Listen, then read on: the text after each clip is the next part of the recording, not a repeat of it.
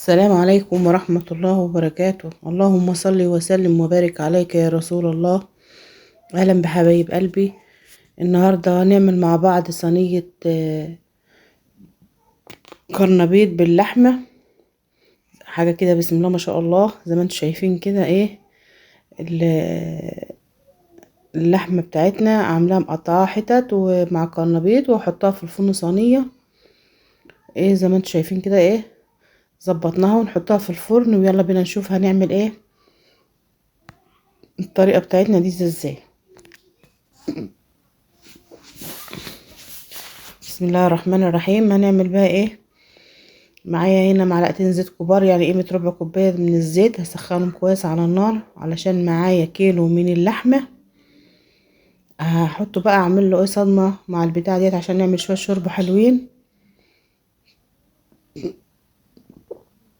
زي ما انتم شايفين كده. هنسخن الزيت كويس وبعدين نحط اللحمة بتاعتنا،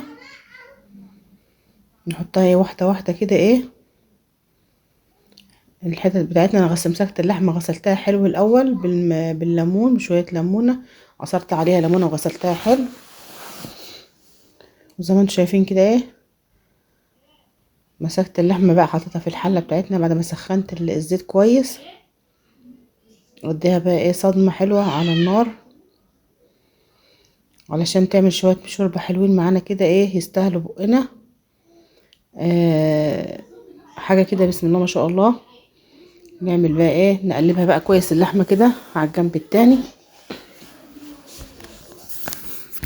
زي ما انتم شايفين كده. نقلب كويس اللحمة على الجنب ده وعلى الجنب ده لما تاخد الصدمة بتاعتها، علشان انا بعملها كده عشان ما تعملش ريم وتبقى طعمها حلو، الشوربة بتاعتها تبقى طعمها حلو كده. قلبناها على الجنب التاني، ابتدي بقى اقلبها كمان تقليبها على الجنب التاني عشان احنا مجهزين البهارات بتاعتنا. عبارة عن فلفل اسمر وبهارات لحمة وورق لورا وحبهان وعدون قرف. كده قلبناها على الجنب التاني زي ما انتم شايفين. المكونات بتاعتنا اللي قلت لكم عليها هي الورق لورا والقرفة والحبهان والفلفل الاسمر. ونقلب ومعانا جوز الطيبه برضو هنا نبشر لها شويه عشان تعمل معانا شويه شوربه حلوين. نبشر كده جوز الطيبه وبعدين نقلب بقى البهارات بتاعتنا في اللحمه بتاعتنا، ونجيب لها بقى الميه بتاعتها نزودها عشان نشوف هنعمل بعد كده هنعمل اللحمه بتاعتنا بقى ريحتها ما اقولكوش بقى بسم الله ما شاء الله دي تحفه. ريحتها كده وهي بتتلوح كده وقش بقى لو كانت سمنه بلدي، بس انا يعني انا مبحبوش ريحه السمنه البلدي في الاكل بالذات يعني قد كده. كده زودتها الميه، هجيب لها كمان شويه ميه وازودها ونشوف هنعمل تاني. كده معايا الكرنبيطه مسكتها قطعتها حلو وغسلتها وعلقتها على النار تتسلق.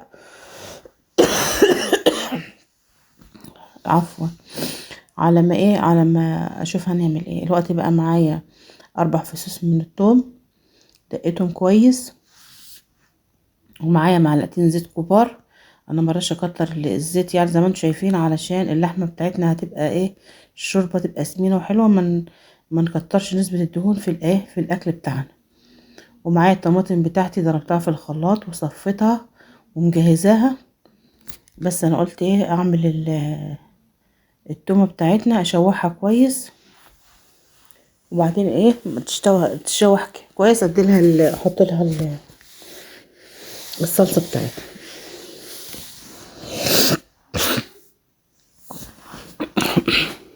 زي ما انتم شايفين كده معلش بقى لسه دور البرد برضه مأثر عليا، تعبانه شويه مغير صوتي. معانا بقى التوم بقى خدت اللون بتاعها نحط لها الصلصه بتاعتها. انا مش هحط الطماطم دي كلها لان الطماطم كلها جت كتيره، اللي هيتبقى مني هفضيه في كيس واحطه في الفريزر واعمل على قد الاكل بتاعنا. الوقت اللي الكرنبيط استوى سخنت له الزيت كده وهحطه بقى اديله تشويحه ياخد لون كده، لان انا ما بحبش الكرنبيط يبقى ابيض. بحب القرنبيط يبقى واخد لون،